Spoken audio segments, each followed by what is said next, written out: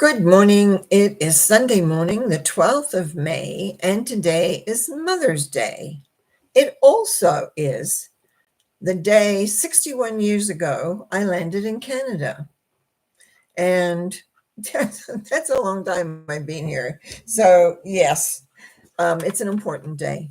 Now, though we all have a mother, and even though mine has been departed for a long time from this particular life, I have children. One is still alive that is already sent me a text saying Happy Mother's Day, and several other people sent me texts saying Happy Mother's Day. So already it's a large Mother's Day, and I will be going out for dinner tonight at a friend's place, which I will look forward to because we always have wonderful meals and a great time. But what does really Mother's Day mean in the sense of how we look at it and what we do with it? It's really just means a sense of respect to the mother. Without a mother, we would not be alive. Yes, we need a father or a sperm donor of some kind, but the mother is the one that does the birthing. And even though many different ways of birthing these days that were different than my era for sure of giving birth, but I was thinking about it in the sense of it is a time to respect, to honor, and to love the person that gave you life, whether they're in this life still or not. Now, also for me, what's really important is kind of like, I think it's April 22nd, they have it, Earth Day. Unfortunately, it seems a funny time for me to do a lot of respecting about the Earth Day, because I really have come to understand over the years to respect and to love the earth. I always did as a child. I mean, grew up in a beautiful world. New Zealand is a beautiful place. I live near the ocean. We were in the water. I used to go out fishing every Sunday with my father for years until I took up going to dances as well. And then I wouldn't always want to wake up early to go fishing. But I spent a lot of time on the water, and I also spent a lot of time swimming. I spent a lot of time just being around the beautiful countryside. I mean, I enjoy where I live now. It has a beauty as well. But there's something about tropical places, whether it's the sun, whether it's the heat, that adds a sparkle. And I do, in a way, miss that sometimes because it's an aliveness that is there. Now, I talk a lot about this planet being an emotional planet. And because what I found when I was doing a certain kind of reading where I follow a soul's journey back to when they first start to come as a soul and where they go until they arrive here on Earth. And the majority of places and planets that I see people go to are very mental, very not emotional like our planet here. And I came to the conclusion that this is an emotional planet.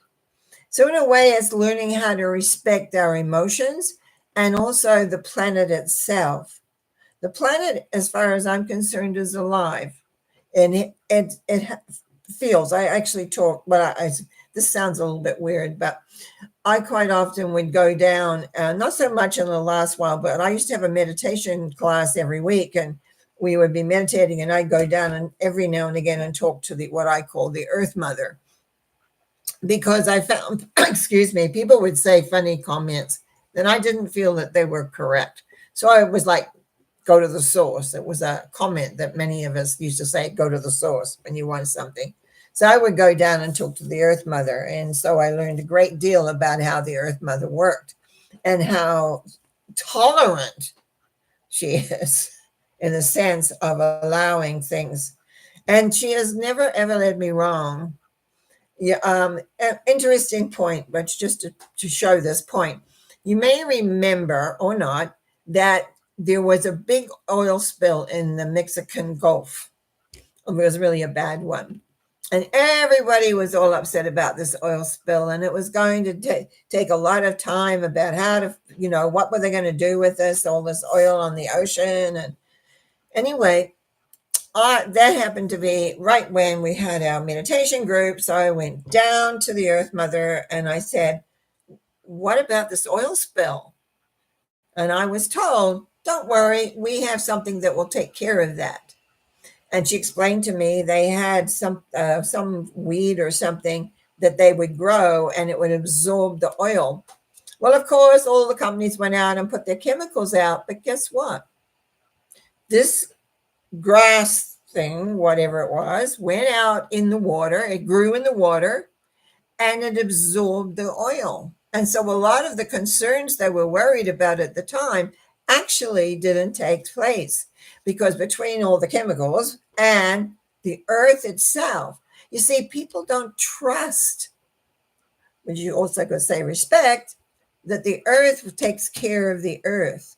And that's what I find sometimes it upsets me a little bit, that they seem to, they come down with all their edicts about this, that, and the other. It's like they have no respect for the earth itself. They think they know best without checking. They don't expect that. I remember listening to, oh gosh, his name evades me. But anyway, he did a comment on how they've taken these cores that are like 200, or like 2,000 years or more, core of ice from the Antarctic. And it shows all the way through the different levels where we have heat, where we have cold, where we have this. There's a pattern on our Earth. There's a pattern. And then we know for sure, I know because I have chemtrails over yesterday. Chemtrails over my town was horrendous all day long. Is that when you interfere with the balance, that the balance gets unbalanced. If you're going to make something rain where it's not in the balance of rain, that means somewhere else it's going to be dry. Once you consider balance, and it's so much like life. If your life is not balanced, if you're not aware of where you are and how it all works, if you don't respect the balance of your life of what it means, like, I know there was a time in my life when I drank too much wine, and it wasn't really bad, but it was like I had an epiphany one day that I had to quit the wine drinking, because I was like one bottle a day, which is what, 2.5 glasses. But anyway, it was an interesting time in my life. A lot of things had changed, and I was very emotional about stuff, and I wasn't sure where I was going and what I was doing. And I realized if I wanted to become the person I wanted to be, to do the work I wanted to do, no more wine. And guess what? I stopped drinking that. I finished the bottle first. And then I really have not had any wine since. I had a bottle of de-alcoholized wine the other day, and it was very nice, but there was no buzz because there's no alcohol, very, very little alcohol anyway. So that was an interesting thing that I chose to do that again. But I found that when you begin to look at the patterns in your life, when you look at how your life is working, and you begin to honor that, you begin to honor and respect not only your mother or people who play a big part in your life, but yourself. And that you look and become aware of your emotional patterns, then you can see the cycles that work and how they understand. Because your life goes in cycles and times. We know that, every year when you have a birthday, you're one day older. And I look back at 61 years, actually, in my memory banks, I can remember how I felt when I left my homeland, when I came here. I mean, I was 18 years of age, right? Very much in love with the man that I came to for, and got married and was the father of my children. It was something I did, and it was like, I'm doing this. My family thought I was a little crazy, but anyway, I did it. And I've been fortunate because I was able to make many trips back and see my family and see my mother and my father before they also left the planet. So, and my sisters and my other, a lot of people I cared about. But that's part of the pattern of life too, is being able to respect and honor and love those that are important. The earth to me is important. Not that I am out there, I just have always respected Mother Earth. And truly, to this day, if I want to really find out what's going on, I just go down and speak with her. Not very often do I do it, but when I speak with her, she always tells me truthfully where she's at. Because sometimes I think, you must be going crazy going down there because of all this stuff. And she says, it's not time yet. In other words, like, what are they waiting for? There's something they're waiting, the earth is waiting for. But remember, you're dealing with a different planet than many of the other planets that you've had lives on. And that's why it's hard to leave this. That's why reincarnation here is really strong, is because people get tied up in their emotions and they don't let go. And so they don't let go. They keep coming through and doing the same old thing over and over again. And that's why when we're on the, you might say, the self-growth level, self-development level, learning more about ourselves, what we find is that it's really important to be able to figure out and get in touch with where the emotions are going, how they're working, and what they're doing. So I trust if you've got your mom still here, and you can always send a nice thought up into the ethers, because somewhere the soul is still, if they're still here and associated with Earth, then they'll get the message for sure. But remember to give her a phone call, give her a text. My son's already texted me. A couple of friends, as I said, have texted me. And so it just reminds me that I'm honored. It's like, it's the respect, the love, and honoring, which is so important. And just before I end, I just want to thank you again for your comments and the likes and the new subscribers. On Wednesday, I'm going to be talking about guides and pendulums, and that's come from a couple of the comments that have come from, especially the pendulums one and the guides I was going to do anyway. And this coming next Saturday, I've got doing a sort of like a workshop in a way, where I give people who signed up for the sort of like a workshop. It's all done on Zoom. The message through your guides. I connect your guides and they come through me and give you a message. So there's some spaces left on that. But I want to leave you with this thought.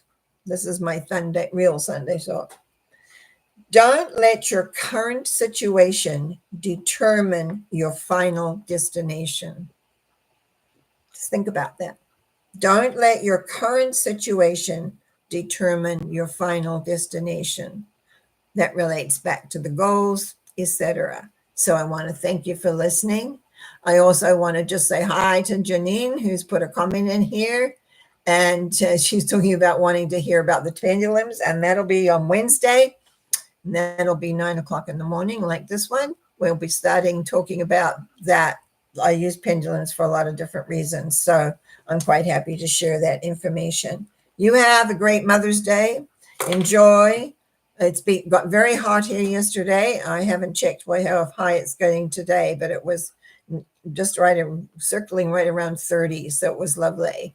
And you have a good day. Enjoy. Bye now.